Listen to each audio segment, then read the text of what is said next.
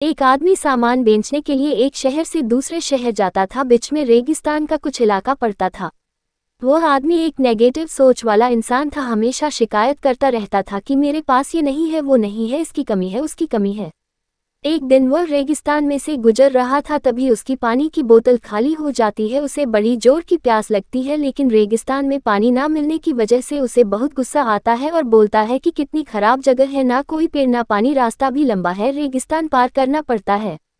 तभी आसमान की तरफ देख करके कहता है कि भगवान, ये कैसी जगह बना दी है आपने।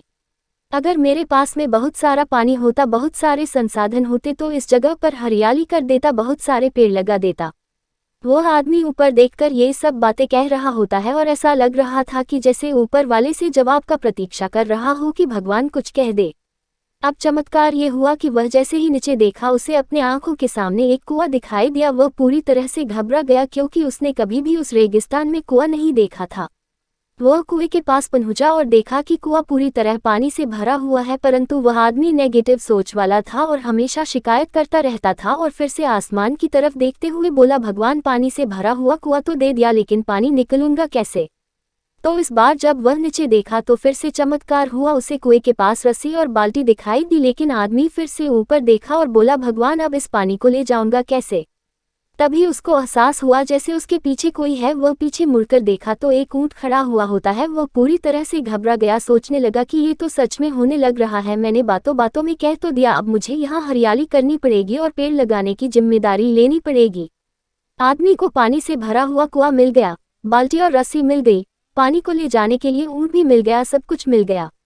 अब वह आदमी सोच रहा था कि ये मैंने बातों बातों में क्या बोल दिया, ये तो गड़बड़ हो गई। अब वह तेजी से दौड़कर भागने लगा।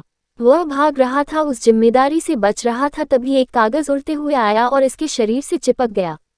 उसने जब उस कागज को देखा तो उस पर लिखा हुआ था कि मैंने तुम्हें पानी दिया, कुआं दिया, रस्सी और बाल्टी दिया, पानी को ले जाने के लिए साधन दिया, फिर भी क्यों बचकर भाग रहे हो। उस आदमी को लगा कि मेरे साथ पता नहीं क्या हो रहा है। वह दौड़ते दौड़ते रेगिस्तान को पार कर लिया, लेकिन उस रेगिस्तान को हरा भरा नहीं बनाया। यह कहानी हमें सिखाती है कि हम में से बहुत सारे लोग ये कहते हैं कि बड़े स्कूल में पढ़ लिया होता या बड़े कॉलेज में चला गया होता तो ये कर लेता। अगर मेरे पास बहुत सारा पैसा होता तो ये कर लेता। मेरा बॉस मेरा साथ नहीं देता है, नहीं तो मैं पता नहीं क्या कर देता। हम हमेशा शिकायतें ढूंढा करते हैं, अपनी जिम्मेदारी से बचकर भाग रहे होते हैं। ये कहानी हमें सिखाती है कि लाइफ में हम जो कुछ भी कर रहे हैं 100% जिम्मेदारी हमारी है कि उस काम को बिना किसी शिकायत के पूरा करें। तो दूसरों पर दोष देना, उनकी गलतियां बताना बंद कीजिए, अपनी गलतियों को सुधारना शुरू कीजिए।